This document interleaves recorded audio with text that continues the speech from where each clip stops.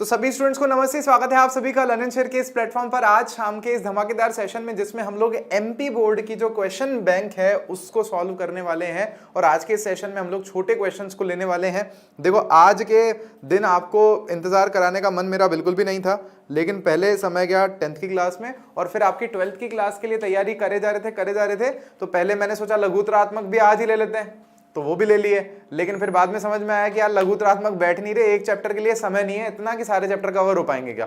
तो फिर मैंने जो ऑब्जेक्टिव है वो लिए और रिक्त स्थान लिए हैं और मैच द फॉलोइंग वाले, मैच द कॉलम वाले लिए हैं, और फिर भी मैं 2 चैप्टर नहीं ले पाया हूं तो माफी चाहूंगा यार इसके लिए, मतलब लगभग 1.5 चैप्टर मैं नहीं ले पाया हूं आपका। तो उसको अपन कल भी करेंगे क्लास। कल कुछ आपके बड़े वाले तो बहुत ज्यादा इसमें क्वेश्चंस, उनमें से क्वेश्चंस ले लेंगे।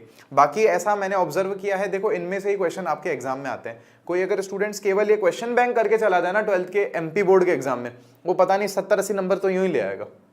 बहुत मतलब आसान है, टू द पॉइंट क्वेश्चन पूछे हुए हैं, आसान है, जो वो इतने आसान है कि पूछो ही मत। थोड़े बहुत मीडियम लेवल के हैं, बस ज्यादा कुछ है नहीं इसमें। बस इसमें कुछ आपको मैं बता दूं सभी को, इसमें क्वेश्चन बैंक में कुछ गलतियां हैं, कुछ क्वेश्चंस गलत हैं। क्वेश्चन कोई गलत टाइप हो रखा है, किसी का आंसर गलत टाइप हो रखा है, क्योंकि इसमें आंसर्स भी दिए हुए हैं थोड़े नीचे, ऑब्जेक्टिव के, रिक्त स्थान के, फिल इन द ब्लैंक्स के, वो जो मैच द कॉलम है उसके भी आंसर दिए हुए हैं। तो कुछ के गलत हैं, तो बहुत सतर्क होकर के पढ़ना जरूरी है, नहीं तो अगर याद करके जाओगे तो गलत टिक करके आ जाओगे। और जिन्होंने पढ़ा हुआ है वो पकड़ लेंगे कि सर ये गड़बड़ है, ये अपन ने पढ़ा था तो ऐसा नहीं था। तो चलिए शुरू करते हैं अपन आज की इस कक्षा को फटाफट से। अगर आप लोगों ने वीडियो को लाइक नहीं किया है तो लाइक कर दीजिए, अपन सीधा ही उसी में ही अपन इसको सॉल्व करने वाले हैं। ठीक है, मध्य प्रदेश का ही है ये हमारे पास में। अब यहां देखें, इन्होंने यहां पर क्लियरली बता रखा है कि सिलेबस कम हो चुका है, 10 ही चैप्टर है। पहला चैप्टर विलयन है, आखिरी चैप्टर जैव अणु है हमारे पास में। और ये उनकी मार्किंग स्कीम भी है कि आपके जो क्वेश्चन पेपर आएगा उसमें ब्लूप्रिंट कैसा है, किस चैप्टर के कितने क्वेश्चन आएंगे और किस में से बड़े नंबर का क्वेश्चन आएगा, किस में छोटे नंबर का क्वेश्चन आपके पास में आएगा। तो ज्यादा बहुत बड़े नंबर तो है नहीं, एक आप देखोगे ना 4 नंबर या 3 नंबर ऐसे कुछ एक क्वेश्चन है। तो ज्यादा अपन शुरू करते हैं। तो यहां देखें, तो यहां पर स्टूडेंट सबसे पहला चैप्टर है आपके पास में विलयन। तो पहला क्वेश्चन क्या है, गैसों का द्रव में विलेयता का नियम किसने दिया था। तो अपन पढ़ते हैं ना, गैसें द्रव में घुलती हैं, तो हेनरी का नियम याद होगा आप लोगों को स्टूडेंट्स, हेनरी का नियम, तो ये हेनरी ने दिया था। सेकंड देखोगे आप, पीतल क्या है हमारे पास में, तो पीतल एक ठोस विलयन है, मतलब 2 ठोस को मिलाते हैं तो पीतल हमारे पास में बनता है। ताजा पीतल ऐसे याद रख सकते हो आप। तो पीतल ताजा है, मतलब तांबे और जस्ते से मिलकर के बना होता है। तो ये ठोस विलयन का एग्जांपल है, क्योंकि दोनों चीजें इसमें जो डालते हैं हम लोग वो ठोस होती हैं। अणुसंख्या गुणधर्म नहीं है, सुनना ध्यान से, अणुसंख्या गुणधर्म कौन नहीं है, तो क्वथनांक में उन्नयन अणुसंख्या गुणधर्म है, हिमांक का अवनमन अणुसंख्या गुणधर्म है, और परासरण दाब भी अणुसंख्या गुणधर्म है, और वाष्प दाब जो है ना, केवल वाष्प दाब अकेला, वो अणुसंख्या गुणधर्म नहीं। हमने पढ़ा है अणुओं की संख्याओं पर जो डिपेंड करते हैं गुण, उनको अणुसंख्या गुणधर्म कहते हैं। और हमें इस चैप्टर में इन अणुसंख्या गुणधर्मों के बारे में पढ़ा है। हमने क्वथनांक का उन्नयन पढ़ा है, हिमांक में अवनमन पढ़ा है, और परासरण दाब पढ़ा है हम लोगों ने। तो ये तो अणुसंख्या गुणधर्म होते हैं। फिर उसके बाद क्या है हमारे पास में अगला क्वेश्चन, 1000 ग्राम विलायक में उपस्थित विलेय के मोलों की संख्या। तो विलायक 1000 ग्राम, तो 1 किलोग्राम विलायक में मौजूद विलेय के मोल मोललता कहलाते हैं, मोलैलिटी कहलाते हैं। तो इसका आंसर है बी, मोलैलिटी, मोललता। अच्छा, आप देखो इतने ही क्वेश्चन है इसमें, तो 5 ही हैं, किसी में ज्यादा दे रखे हैं हमें चैप्टर में। अगला है हमारे पास में रिक्त स्थान, देख लेते हैं अपन। तो देखो यहां पर है पहला रिक्त स्थान क्या है, एक आदर्श विलयन वह है जो सभी परिस्थितियों में किसके नियम का पालन करता है स्टूडेंट्स। तो यहां पर हमारे पास में आंसर है राउल्ट के नियम का। पढ़ चुके हैं हम लोग राउल्ट का नियम। तो आदर्श विलयन वो है जो सभी स्थितियों में राउल्ट के नियम का पालन करता है। विलयन जिनके परासरण दाब समान होते हैं उसको हम लोग क्या बोलते हैं, समपरासरी। क्या बोलते हैं, समपरासरी, है ना, नाम से देखो समपरासरी, मतलब जिनका परासरण दाब समान होता है। अगला क्या है, अणुसंख्या गुणधर्म विलयन के निश्चित आयतन में, अणुसंख्या गुणधर्म विलयन के निश्चित आयतन में क्या होता है हमारे पास में, अणुओं के कणों की संख्या पर, जो विलेय के कणों की संख्या पर आधारित होते हैं। सॉरी, यहां पर क्या आएगा हमारे पास में, विलेय आएगा। क्या बोल रहा है कि जो अणुसंख्या गुणधर्म होते हैं वो विलेय के जो कणों की संख्या है उस पर डिपेंड करते हैं। क्या विलेय के कण कितने हैं, कण ज्यादा होंगे तो अणुसंख्या गुणधर्म उस हिसाब से ज्यादा चेंज हो जाएगा, संख्या कम होगी तो चेंज हो जाएगा ऐसा। फिर अगला क्या है, देखो विलयन में निश्चित ताप पर विलेय की और मात्रा नहीं घोली जा सकती। तो ये अपन ने पढ़ा ना संतृप्त विलयन में, भाई संतृप्त विलयन हो जाने के बाद क्या होता है, उसमें आप उस फिक्स्ड टेम्परेचर पर और ज्यादा विलय नहीं घोल सकते। संतृप्त विलयन में एक फिक्स्ड टेम्परेचर पर आप और ज्यादा विलय की मात्रा नहीं घोल सकते। अर्धपारगम्य झिल्ली से केवल डैश के अणु पार हो सकते हैं। तो अर्धपारगम्य झिल्ली से केवल और केवल विलायक के अणु गुजर सकते हैं, विलेय के अणु उसमें से नहीं गुजर सकते। ये हमने पढ़ रखा है, आप पढ़ोगे समझ में आ जाएगा, इजी है, टू द पॉइंट है सब कुछ। अब देखो यहां पर आप देखो ये मैच द कॉलम दे रखा है कि अधिक मात्रा में विलेय की मात्रा, तो हमारे पास में सांद्र विलयन में अधिक मात्रा में विलेय की मात्रा होती है। राउल्ट के नियम का पालन कौन करते हैं, आदर्श विलयन करते हैं। ये रहा अ पर आ गया। देखो सेम टॉपिक्स पर क्वेश्चन बन रहे हैं। ठोस का गैस में विलयन क्या होता है, ठोस का गैस में विलयन, तो आप देखोगे ना धुएं में असल में क्या होता है कि ठोस जो होता है, जो कण होते हैं वो गैस में फैले हुए रहते हैं। फिर उसके बाद आप देखो गैस का द्रव में विलयन, तो आप देखोगे ना सोडा वाटर जो है हमारे पास में ये गैस का द्रव में विलयन है, गैस का द्रव में विलयन है। और लास्ट हमारे पास में बच रहा है अणु संख्या गुणधर्म, कौन सा है, विलेय के कणों की संख्या पर निर्भर करता है। तो अणु संख्या गुणधर्म विलेय के कणों की संख्या पर निर्भर करता है। तो स्टूडेंट्स ये है हमारे पास में पहला चैप्टर। अब अपन सीधा चलते हैं सेकंड चैप्टर की ओर। अपन कोशिश करते हैं छोटा हो जाए चैप्टर तो बढ़िया, मतलब छोटे में ही अपन जल्दी फ्री हो जाएंगे। आप लोग तैयारी करेंगे यार, परसों ही एग्जाम है, ऐसे दिल धक धक करता है, हमारा भी करता था। तो अभी ये देखो अगला क्वेश्चन आ गया अपन यहाँ पर, थोड़ा ज्यादा बड़ा हो गया, इतना ठीक है। तो क्या है, विद्युत रसायन चैप्टर है हमारा। क्या है क्वेश्चन, कैथोड पर होने वाली क्रिया है। कैथोड पर क्या होता है, एनोड पर ऑक्सीडेशन होता है, कैथोड पर हमेशा अवकरण या रिडक्शन होता है। वह कारक जो विलयन की चालकता को प्रभावित नहीं करता, वह कारक जो विलयन की चालकता को अफेक्ट नहीं करता। तो आप देखोगे ना विलयन की चालकता विद्युत अपघट्य की प्रकृति पर तो डिपेंड करती है, ताप पर, टेम्परेचर पर तो डिपेंड करती है, और तनुता पर भी डिपेंड करती है। मतलब अगर आपने विलयन को पतला कर दिया, उसमें विद्युत अपघट्य की मात्रा ही कम कर दी, तो उसकी चालकता तो वैसे ही कम हो जाएगी ना। तो हमारे पास में इसका जो आंसर है सेकंड चैप्टर में ये रहा हमारे पास में, ठीक है, इलेक्ट्रोकेमिस्ट्री। तो फर्स्ट का बी है, सेकंड का हमारे पास में यहां पर करेक्ट है डी है, उपरोक्त में से कोई नहीं। तो ये सभी जो है ना विलयन की चालकता को प्रभावित करते हैं। अच्छा फिर क्या है, एक फैराडे विद्युत में कितना चार्ज होता है हमारे पास में, तो 96500 कूलाम आवेश होता है। एक फैराडे अगर बात करें तो 96500 उसमें होता है कूलाम। संचायक सेल में प्रयुक्त होने वाला पदार्थ कौन सा है, तो देखो कॉपर, सिल्वर, लेड और सोडियम। तो देखो संचायक सेल का नाम ही लेड संचायक सेल होता है, तो इसका मतलब उसमें लेड होता है। अब देखो कितना आसान सवाल है, किसी ने एक बार पढ़ा भी है तो लेड संचायक को सही कर देगा उसको। और देखो क्या है, लोहे पर जंग लगने की क्रिया को क्या कहते हैं हम लोग स्टूडेंट्स, तो लोहे पर जंग लगने की क्रिया को हम लोग कहते हैं ऑक्सीकरण।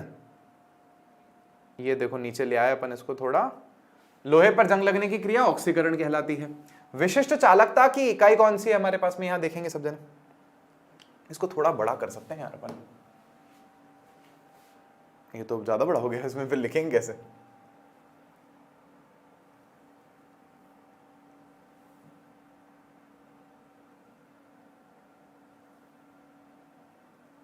थोड़ा नहीं, ज्यादा बड़ा हो गया है, तो थोड़ा बड़ा पता नहीं कैसे हो गया ये। चलो छोड़ो, जो है सो यही है, अब अपने पास में ऐसे ही करना पड़ेगा। थोड़ा जूम कर देते हैं इसको। तो अगला क्या है हमारे पास में, विशिष्ट चालकता की इकाई है। अब देखो ये है ना क्वेश्चन में मिसप्रिंट है, असल में विशिष्ट चालकता नहीं होता, विशिष्ट चालकत्व होता है या फिर चालकता होता है। तो इन्होंने क्वेश्चन में ही गड़बड़ की है। तो उसकी इकाई हमारे पास में क्या होती है, ये होती है स्टूडेंट्स हमारे पास में साइमन प्रति सेंटीमीटर। अच्छा साइमन क्या होता है हमारे पास में, प्रति ओम। तो प्रति ओम प्रति सेंटीमीटर इसकी हमारे पास में इकाई होती है। तो सी हमारे पास में आंसर हो जाएगा प्रति ओम प्रति सेंटीमीटर। सिक्स्थ का आंसर है हमारे पास में सी। अच्छा उसके बाद क्या है हमारे पास में, रिक्त स्थान। तनुता बढ़ाने पर चालकता का क्या होगा, अगर हम उसमें विलयन में क्या करें, तनु कर दें उसको, उसमें हम लोग पानी मान लो और ज्यादा डाल दें और ज्यादा डाल दें, तो हमारे पास में उसकी तनुता बढ़ाने पर क्या होता है हमारे पास में, विशिष्ट चालकता जो है ना हमारे पास में, अब ये देखो फिर से इन्होंने चालकता ही लिखा है, लेकिन ठीक है, विशिष्ट चालकता घट जाती है। क्यों घट जाती है तो इसको समझेंगे, क्योंकि विशिष्ट चालकता जो है ना वो एकांक आयतन के बारे में होती है। तो एकांक आयतन में जो हमारे पास में आयन होते हैं उनकी संख्या कम हो जाती है। तो ये वाला एक क्वेश्चन हो गया। एसिटिक अम्ल क्या है, एक वैद्युत अपघट्य है। कैसा वैद्युत अपघट्य है एसिटिक अम्ल, तो स्टूडेंट्स ये एक दुर्बल वैद्युत अपघट्य है, सबको ध्यान होगा। दुर्बल। प्रबल तो पूरी तरह से टूट जाते हैं पानी में, दुर्बल जो है पूरी तरह से नहीं टूट पाते। अगला क्या है, विलेन का प्रतिरोध ताप बढ़ाने पर क्या हो जाता है स्टूडेंट्स? तो आप सोचो विलेन का प्रतिरोध ताप बढ़ाने पर क्या हो जाता है? कम हो जाता है। क्यों? देखो टेम्परेचर बढ़ाओगे तो विलेन में जो भी विद्युत अपघट्य डाला है आपने वो और ज्यादा टूटने लग जाएगा, ठक ठक ठक ठक, ज्यादा टूटेंगे ज्यादा आयन बन जाएंगे, आयन ज्यादा होंगे तो विद्युत धारा ज्यादा चलेगी, तो इसका मतलब प्रतिरोध कम हो जाता है। मानक हाइड्रोजन इलेक्ट्रोड विभव 0 माना गया है, जो स्टैंडर्ड हाइड्रोजन इलेक्ट्रोड है उसका विभव हमने 0 ही माना है। कह रहे हैं वह युक्ति जिसमें रासायनिक ऊर्जा को विद्युत ऊर्जा में परिवर्तित किया जाता है उसको हम लोग क्या कहते हैं? सेल कहते हैं। जो कि क्या करती है? रासायनिक ऊर्जा को विद्युत ऊर्जा में बदलती है, उसको हम लोग क्या कहते हैं स्टूडेंट्स? सेल। जो हम काम में लेते हैं ना, वो यही चीज है।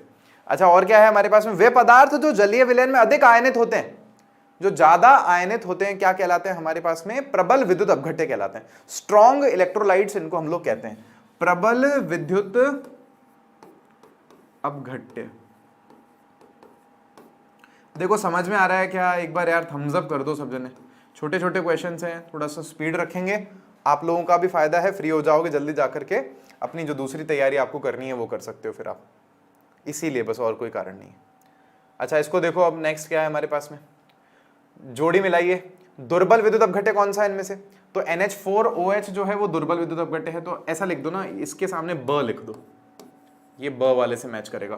प्रबल विद्युत अपघट्य इनमें कौन सा? HCl है, दिख रहा है साफ साफ, तो ये सेकंड वाला द से मैच करेगा। थर्ड वाला है संक्षारण, तो संक्षारण जंग लगना होता है हमारे पास में। तीसरे का ई है हमारे पास में। चौथे का क्या है हमारे पास में? धात्विक चालक। क्या है स्टूडेंट्स हमारे पास में? धात्विक चालक है एल्यूमिनियम, एल्यूमिनियम। पांचवा है मानक हाइड्रोजन इलेक्ट्रोड, क्या होता है हमारे पास में? 0 वोल्टेज होता है उसका, ये रहा अ से जोड़ दो उसको, 0 वोल्टेज होता है। कितने ईजी है यार, देखो मतलब कोई ऐसा भी नहीं कि खास तैयारी की जरूरत है, कि ये तो सीधा ही कर सकते हो। पास तो आप ऐसे ही होके आ सकते हो, अगर साल भर अपनी क्लास में आए हो ना, तो यूं पास तो तुम वैसे ही हो जाओगे, कुछ मत पढ़ के जाओ पास हो जाओगे, पढ़ के जाओगे तो बहुत अच्छा रहेगा, पास तो ऐसे ही हो जाओगे। बोले सर हमें पास ही होना है सर, बस आप तो आशीर्वाद कर दो, बस हम पास होकर के आ जाए। अब यार आपके क्या लघु उत्तरीय प्रश्न बहुत सारे हैं, तो अब मैं कल की क्लास में ना थोड़े छांट छांट के लूंगा, ज्यादा नहीं लूंगा, हर चैप्टर से 2-3 ही लूंगा। नेक्स्ट क्वेश्चन देखते हैं। लघु उत्तरीय भी ज्यादा है और बड़े वाले भी ज्यादा है, दीर्घ उत्तरीय देखो 15 हैं दीर्घ उत्तरीय, छोटे छोटे कम दे रखे हैं, बड़े बड़े ज्यादा दे रखे हैं इन्होंने। हालांकि आप लोगों ने किए होंगे, मेरे को ऐसी उम्मीद है।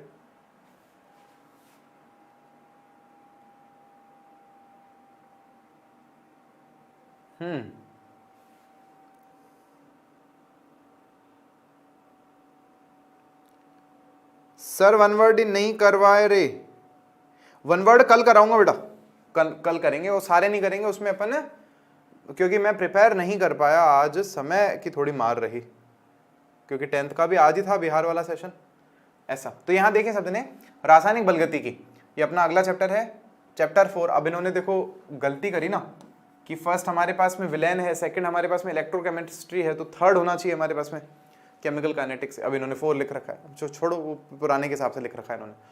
किसी अभिक्रिया का वेग अभिक्रिया की प्रगति के साथ में कम हो जाता है, क्योंकि अभिक्रिया आगे बढ़ती जाती है तो अभिकारकों की मात्रा कम हो जाती है, तो फिर वो रिएक्शन के होने की स्पीड भी कम हो जाती है। सिंपल है, तो बहुत लॉजिकल चीज है ना, पढ़े अपन इस चैप्टर में। निम्न में से वह कारक जिस पर 0 कोटि की अभिक्रिया दर स्वतंत्र है, वह कारक जिस पर 0 कोटि की अभिक्रिया दर स्वतंत्र है, मतलब वो कारक कौन सा है जिस पर 0 कोटि की अभिक्रिया डिपेंड नहीं करती। तो देखो अभिक्रिया का टेम्परेचर, देखो टेम्परेचर पर तो डिपेंड करती है। अभिक्रिया का सांद्रण, अभिक्रिया का सांद्रण देखो कुछ नहीं होता, यहाँ तो उत्पादों का सांद्रण होता है या फिर अभिकारकों का सांद्रण होता है। अब 0 कोटि की अभिक्रिया में क्या होता है कि 0 कोटि की अभिक्रिया कैसे लिखेंगे, जैसे मान लो कि ना हम लिखेंगे वेग बराबर, ये हो जाएगा के, मान लो ए अभिकारक है आपके पास में, इसकी घात 0 आएगी तभी 0 कोटि की अभिक्रिया होती है, तो ये तो खत्म ही हो जाता है। तो ये अभिकारक की सांद्रता पर डिपेंड ही नहीं करती, 0 कोटि की अभिक्रिया अभिकारकों की सांद्रता पर डिपेंड ही नहीं करती। तो सेकंड का हमारे पास में आंसर है यहाँ पर क्या स्टूडेंट्स, सेकंड का आंसर है हमारे पास में डी। नेक्स्ट देखेंगे थर्ड, प्रथम कोटि की अभिक्रिया का विशिष्ट दर स्थिरांक किस पर निर्भर करता है? विशिष्ट दर स्थिरांक समझते हैं समझने के, तो प्रथम कोटि की अभिक्रिया का जो के होता है ये किस पर डिपेंड करता है? तो हमने लिखा है यहाँ पर ताप पर करता है, सही बात है। दाब पर करता है क्या? नहीं, दाब पर नहीं करता। अच्छा, और बोलेंगे अभिकर्मक की सांद्रता पर करता है क्या? तो स्टूडेंट्स मैं आपको बता दूं, ये अभिकर्मक की सांद्रता पर भी डिपेंड नहीं करता, के की बात कर रहे हैं हम लोग। के जो है वो अभिकर्मक की सांद्रता पर डिपेंड नहीं करता और दाब पर भी डिपेंड नहीं करता, ये टेम्परेचर पर डिपेंड करता है। थर्ड है हमारे पास में आंसर, ताप पर डिपेंड करता है, टेम्परेचर पर डिपेंड करता है। विशिष्ट दर स्थिरांक जो है ये टेम्परेचर पर डिपेंड करता है, ऐसा। नेक्स्ट देखें, मतलब हमने ये पढ़ते वक्त समझा था प्रथम कोटि की अभिक्रिया के बारे में, ऐसा। अगला देखो क्या है, शून्य कोटि की अभिक्रिया के वेग स्थिरांक की इकाई है। तो शून्य कोटि की वेग स्थिरांक, देखो वेग स्थिरांक किसी का भी निकालना हो तो कैसे निकालोगे, तो K बराबर हो जाता है हमारे पास में मोल प्रति लीटर प्रति सेकंड, ये पावर 1 है, डिवाइडेड बाय मोल प्रति लीटर की पावर n। तो अब अगर शून्य कोटि की अभिक्रिया है तो n का वैल्यू 0 हो जाएगा, 0 हो गया तो 1 हो जाएगा, तो मात्रा क्या आ जाएगा, मोल प्रति लीटर प्रति सेकंड। तो मोल प्रति लीटर प्रति सेकंड बी आपके पास में आंसर है शून्य कोटि की अभिक्रिया के लिए। अगर वो 1 हो जाएगा तो कैंसिल हो जाएगा, प्रति सेकंड आंसर आ जाएगा हमारे पास में, ऐसा। नेक्स्ट क्या है, देखो किसी अभिक्रिया का वेग स्थिरांक निम्न में से किस कारक की वृद्धि के साथ बढ़ता है। किसी अभिक्रिया का वेग स्थिरांक जो है ना, किस कारक की वृद्धि के साथ में बढ़ता है, क्या चीज बढ़ने से वेग स्थिरांक का मान बढ़ता है, तो हम बोलेंगे टेम्परेचर। टेम्परेचर के बढ़ने से वेग स्थिरांक जो K है वो बढ़ता है। ये देखो वापस रिपीट ही कर दिया है इन्होंने क्वेश्चन से ना। फिफ्थ का हमारे पास में आंसर है यहाँ पर टेम्परेचर बी। अगला देखो, किसी अभिक्रिया का तापक्रम बढ़ाने पर क्रिया दर अधिक बढ़ जाने का मुख्य कारण होता है। तो देखो टेम्परेचर बढ़ने पर क्या होता है, प्रभावी टक्करों की संख्या बढ़ जाती है। देखो टक्कर बढ़ने से, केवल टक्कर बढ़ने से अभिक्रिया तेज नहीं होती। टेम्परेचर बढ़ाते हैं, कणों की काइनेटिक ऊर्जा बढ़ जाती है, गतिज ऊर्जा बढ़ जाती है, और उसमें फिर प्रभावी टक्करों की संख्या बढ़ जाती है। प्रभावी टक्करों की संख्या बढ़ने के कारण ज्यादा उत्पाद बनता है। प्रभावी टक्कर, याद रखना इस बात को, टक्कर नहीं, प्रभावी टक्कर, मतलब वो टक्कर जिससे उत्पाद बने, ऐसी टक्करें बढ़ जाती है। किसी अभिक्रिया का वेग क्रिया कारकों की सांद्रता पर निर्भर नहीं करता, यह अभिक्रिया। तो हम कह रहे हैं देखो, अभिक्रिया का वेग क्रिया कारकों की सांद्रता पर डिपेंड नहीं करता है। तो हम अभी पढ़कर के आए थे, शून्य कोटि की अभिक्रिया में ऐसा नहीं होता है ना। सेवंथ में हमारे पास में आंसर हो जाएगा, शून्य कोटि की अभिक्रिया में जो अभिक्रिया वेग है वो अभिकारक की सांद्रता पर डिपेंड नहीं करता। अभिकारक की सांद्रता ज्यादा हो कम हो उससे फर्क ही नहीं पड़ता, स्पीड सेम ही रहती है। किसी अभिक्रिया के लिए वेग K A की पावर m B की पावर n है, इसकी कोटि क्या होगी, m+n। तो ये जो हमारे पास में इनके घातांक होते हैं, अभिकारकों की सांद्रता के जो घातांक होते हैं उनका योग ही कोटि कहलाती है। तो यहां पर n बराबर क्या है, n कोटि होती है हमारे पास में m+n। सही बात है, इनके घातों को जोड़ना होता है बस अपने को। रेडियोधर्मी क्रिया की अभिक्रिया की कोटि होती है। तो जो रेडियो एक्टिव रिएक्शंस होती है ना स्टूडेंट्स, ये फर्स्ट ऑर्डर की होती है, प्रथम कोटि की होती है। ये हम लोगों को ध्यान रखना है कि रेडियो एक्टिव रिएक्शंस जो हैं ये फर्स्ट ऑर्डर की होती हैं। नेक्स्ट देखेंगे, प्रथम कोटि अभिक्रिया की अर्धायु निर्भर करती है। तो ये मस्त क्वेश्चन है ये वाला हमारे पास में।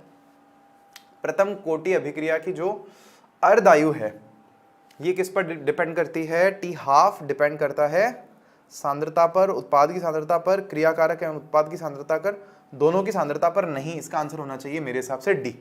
तो 10th का आंसर है हमारे पास में डी। ये बहुत इंटरेस्टिंग बात है कि प्रथम कोटि अभिक्रिया में जो हाफ लाइफ होती है ना, जो अर्ध आयु होती है अभिक्रिया की, वो किसी भी मतलब सांद्रता पर डिपेंड ही नहीं करती। हाफ लाइफ, आधी रिएक्शन इतनी जल्दी हो जाती है, मतलब एक तरह से कि वो सांद्रता ज्यादा हो कम हो उससे फर्क नहीं पड़ता। प्रथम कोटि की अभिक्रिया में भी भाई, प्रथम कोटि की अभिक्रिया में अगर आप देखोगे तो वेग सांद्रता पर निर्भर करता है, लेकिन अर्धायु जब हम निकालते हैं ना तो वो सांद्रता पर डिपेंड नहीं करती। ये रासायनिक अभिक्रिया की दर निर्भर करती है किस पर, सक्रिय द्रव्यमान पर। तो असल में इस नियम का नाम ही सक्रिय द्रव्यमान नियम था, वहीं से डिराइव किया था इसको हम लोगों ने। अगर आप में से किसी ने लेक्चर्स में आया होगा तो हमने पहले सक्रिय द्रव्यमान, मैंने आपको समझाया था कि क्या कंसेप्ट होता है, मतलब वो द्रव्यमान जो अभी भी अभिकारक से उत्पाद बना सकता है, मतलब अभिकारकों का वो द्रव्यमान जो अभी भी जुड़ करके उत्पाद बना सकता है, उसको सक्रिय द्रव्यमान या एक्टिव मास हम लोग कहते हैं। तो इसको दरअसल लॉ ऑफ एक्टिव मास करके पहले बोला जाता था और फिर बाद में हमने इसको वेग व्यंजक का नियम और ऐसे करके बनाया। नेक्स्ट देखेंगे स्टूडेंट्स हमारे पास में क्या है, एक रासायनिक अभिक्रिया ए से बी में पाया गया कि अभिक्रिया की दर दोगुनी हो जाती है जब ए का सांद्रण 4 गुना कर दिया जाता है, अभिक्रिया की कोटि क्या होगी। देखो मस्त क्वेश्चन है वाला, कैसे करोगे भाई, आपने लिखा कि भाई जो दर है आपके पास में, मान लिया आपने x है, तो x बराबर क्या होगा कि आपने कहा k इंटू ए है और a की पावर कुछ नहीं है हमारे पास में, तो मान लेते हैं कि n है इसकी पावर में। तो आप कह रहे हैं कि अगर जब a का सांद्रण 4 गुना कर देते हैं तो अब नया हमारे पास में वेग आ जाएगा, और ये वेग कितना हो जाता है, देखो अभिक्रिया की दर दुगनी हो जाती है, ये वेग जो है ये दुगना हो जाता है। कब? जब हम A का सांद्रण जो है ये कितना कर देते हैं स्टूडेंट्स, जब हम A का सांद्रण 4 गुना कर देते हैं। ये लिखा है ना हम लोगों ने कि A का सांद्रण 4, A की जगह 4A कर देंगे, और इसकी पावर n तो है ही मान लो, क्योंकि इसने हमें बताया नहीं ना कि कौन सी कोटि की अभिक्रिया है, वो तो हमें बताना है। तो कैसे करेंगे, अब देखो x की ये वैल्यू यहां रख दो, तो ये वैल्यू यहां रखोगे, x की ये वैल्यू यहां रख दो x की जगह पे, तो 2 इंटू एक्स की जगह पे क्या आ जाएगा k, और ये a की पावर n है, बराबर में इसको आप लिख दो k, और 4 की पावर n लिख दो और a की पावर n लिख दो। अब देखो क्या होगा, k से k खत्म हो जाएगा, a की पावर n से a की पावर n खत्म हो जाएगी, क्या बचेगा हमारे पास में 2 बराबर 4 की पावर n।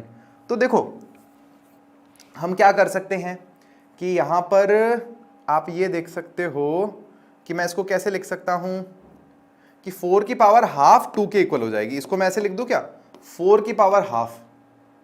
तो हमारे पास में इसका मतलब क्या हुआ, n का मान क्या हो जाएगा, भाई मैंने आधार सेम कर दिए ना, मतलब या यूं समझो आप 4 की पावर हाफ, 4 का अंडर रूट जब करोगे तभी तो 2 आएगा ना, तो 4 की पावर हाफ, n का वैल्यू इसका मतलब क्या है, हाफ है, तो हाफ है यहां पर, तो हमारा आंसर क्या हो जाएगा, आधी हो जाती है। तो अभिक्रिया की कोटि क्या होगी, आधी होगी, हाफ ऑर्डर की रिएक्शन होगी।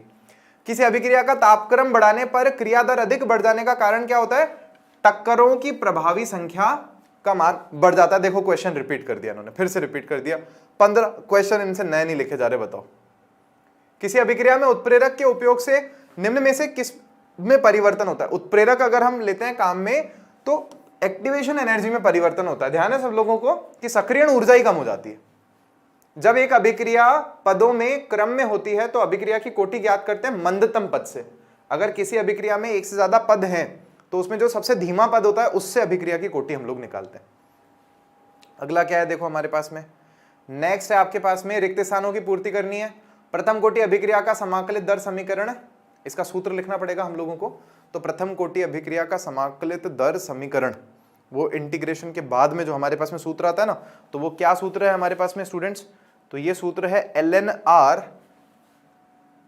यहां लिख देता हूं मैं ln(r) बराबर, अब इन्होंने शायद ना आंसर में केवल सूत्र लिख के छोड़ा हुआ है, सूत्र, तो सूत्र क्या, तो इसको लिखेंगे ln(r0)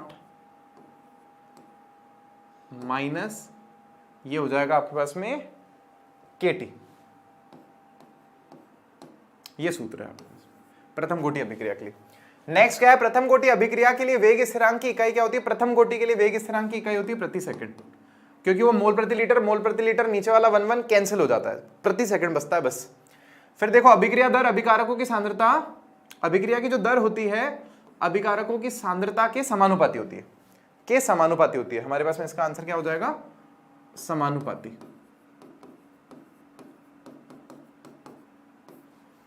नेक्स्ट क्या है, देखो अभिक्रिया की डैश का मान शून्य नहीं हो सकता, तो आणविकता शून्य नहीं हो सकती। देखो कोटि तो शून्य हो सकती है ना, अभी पढ़ के ही आ रहे हैं अपन शून्य कोटि की अभिक्रिया, तो आणविकता का मान जो है वो शून्य नहीं हो सकता।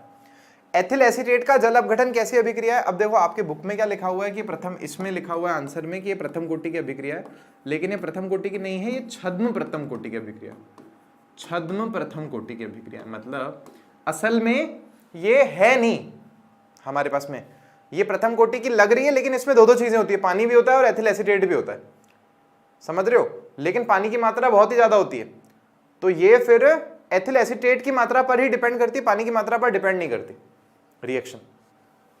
तो ये छद्म प्रथम कोटि की है असली में, तो अब अपने को प्रथम कोटि लिख के दे रखा है ऐसा।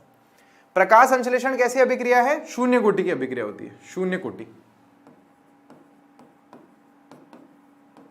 क्या स्टूडेंट्स, शून्य कोटि की अभिक्रिया है प्रकाश संश्लेषण 6th, ये हमारे पास में एक शून्य कोटि की अभिक्रिया है। 7 देखो क्या है, वह समय जिसमें अभिकारक की सांद्रता उसकी प्रारंभिक सांद्रता की आधी रह जाती है उसको अर्धायु कहते हैं ना, अभिक्रिया की अर्ध आयु काल कहते हैं, अर्धायु काल कहते हैं। दर समीकरण में अभिकारकों के सांद्रता पदों के घातांकों का योग होता है। दर समीकरण में अभिकारकों के सांद्रता पदों के घातांकों का योग होता है। हे राम, दर समीकरण में अभिकारकों के सांद्रता पदों के घातांकों का योग होता है, कोटि होता है ना यार। अब देखो कोटि का ही पूछ लिया इन्होंने, कोटि किसे कहते हैं? दर मतलब वेग समीकरण, दर समीकरण का मतलब है इनका वेग समीकरण। वेग समीकरण में अभिकारकों के सांद्रता पदों की घातांकों का योग कोटि होता है। उत्क्रमणीय अभिक्रिया में अग्र तथा प्रतीप अभिक्रियाओं के वेग स्थिरांकों का जो हमारे पास में अनुपात कहलाता है, अनुपान न लिखा है ना, अनुपात होगा यहाँ पे। तो ये आप लोग पढ़ चुके हो क्या, वो क्या बोलते हैं उसको, वो साम्यावस्था वाले चैप्टर में पढ़ते हैं और अपने वैद्युत रसायन में पढ़ा है वो। ये कायदे से इस चैप्टर का क्वेश्चन है ही नहीं ये वाला। ये होता है हमारे पास में के नहीं लिखते हम, के अम्ल के लिए अलग होता है, क्षार के लिए अलग होता है के बी, और यहां पर हमारे पास में अलग होता है स्थिरांक। कौन सा स्थिरांक होता है? ये साम्यावस्था स्थिरांक। ये साम्यावस्था स्थिरांक होता है। ये वैसे मेरे हिसाब से इस चैप्टर में तो नहीं आता है ज्यादा। साम्यावस्था स्थिरांक उसको हम लोग बोलते हैं कि भाई अगर मान लो साम्यावस्था आ चुकी है तो साम्यावस्था पर जो हमारे पास में अभिकारकों की सांद्रता, उत्पादों की सांद्रता बटा अभिकारकों की सांद्रता जो बची होती है उनका भाग लगाते हैं तो साम्यावस्था स्थिरांक हमें मिलता है। और अगर साम्यावस्था नहीं आई है तो भी वो हमारे पास में साम्य स्थिरांक Q से उसको हम लोग डिनोट करते हैं, बस उसको उस केस में साम्य स्थिरांक नहीं बोलते। छोड़ो ये 11th की बातें। अभिकारक या क्रिया फलन की सांद्रता अथवा दाब पर निर्भर नहीं होता। देखो मेरी बात सुनना, इसमें एकाध क्वेश्चन ऐसे हैं जो लगेंगे कि सर ये तो याद ही नहीं आ रहे कहाँ थे क्या नहीं थे। मैं कह रहा हूँ आप बाकियों पे फोकस करो, मतलब मैं कह रहा हूँ 5 नंबर पे फोकस मत करो, 95 पे करो अभी लास्ट मोमेंट पे। और अगर जो आंसर बता रहा हूँ जो नहीं भी मान लो कभी अपन ने देखे थे अभी 12th के चैप्टर में तो या किसी भी चैप्टर में, तो उसको अगर दिमाग में बैठा लो थोड़ा सा तो ठीक है, थोड़ा बहुत बिठा लो उसको दिमाग में, बस ये कह रहा हूँ मैं आपको।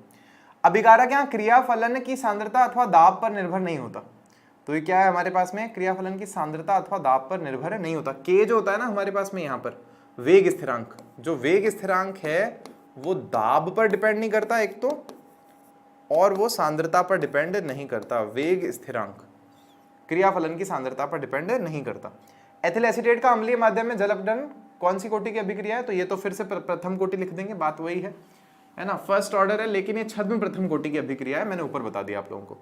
अणु संख्याता सदैव कैसी होगी? पूर्णांक होती है भाई। जो एटॉमिसिटी है ना भाई, एटॉमिसिटी क्या होता है कि भाई एक समय पर कितने परमाणु या अणुओं ने आकर के, आयनों ने आकर के टक्कर की और यौगिक बनाया, उत्पाद बनाया, मतलब एक साथ टक्कर कितनों ने की। तो टक्कर 1 करेंगे, 2 करेंगे, 3 करेंगे, 3 भी बहुत कम की होती है।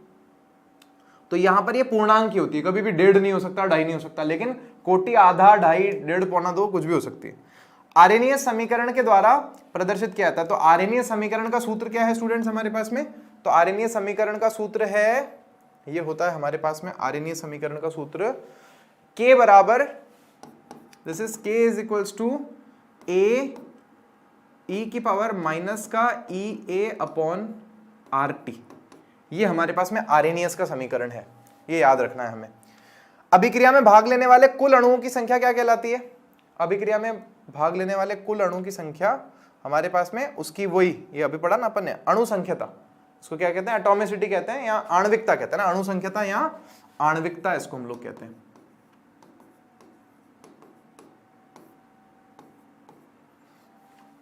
आणविकता कहलाती है। तीव्र अभिक्रिया डैश सेकंड में कम समय में पूर्ण होती है। तो देखो ये वाला अपने बुक में वैसे तो मुझे नहीं लगता कि दे रखा है, बट ये इन्होंने लिख करके दे रखा है कि 10 की घात -12 सेकंड से भी कम समय में पूरी हो जाती है, जो बहुत तेजी से होती है अभिक्रिया, जिनका हम अध्ययन कर ही नहीं सकते। चैप्टर के शुरू में ही हम देखते हैं कि कुछ अभिक्रियाएं ऐसी होती हैं जो बहुत ज्यादा तेज हो जाती है, जिनका अध्ययन हम कर ही नहीं सकते, और कुछ इतनी धीरे होती हैं कि उनका अध्ययन करने का मतलब ही नहीं है। तो हम मध्यम वेग से होने वाली अभिक्रियाओं की ही चर्चा करते हैं। तो तीव्र वेग से होने वाली अभिक्रिया है जो 10 की घात -12 सेकंड से भी कम समय में हो जाती है, ऐसा हमारी बुक बोल रही है। कुल मिला के बहुत तेज हो जाती है, बस और कुछ नहीं। अब देखो नेक्स्ट क्या है इसमें हमारे पास में, जोड़ी बनानी है। तो जोड़ी बनाने में तो इन्होंने सूत्र, सारे के सारे सूत्र ही दे दिए इन्होंने। शून्य कोटि की अभिक्रिया क्या होती है हमारे पास में? मोल प्रति लीटर प्रति सेकंड, सिंपल। फिर क्या है हमारे पास में? प्रथम कोटि की अभिक्रिया आप देखोगे ना तो ये क्या है? प्रति सेकंड, बस खत्म।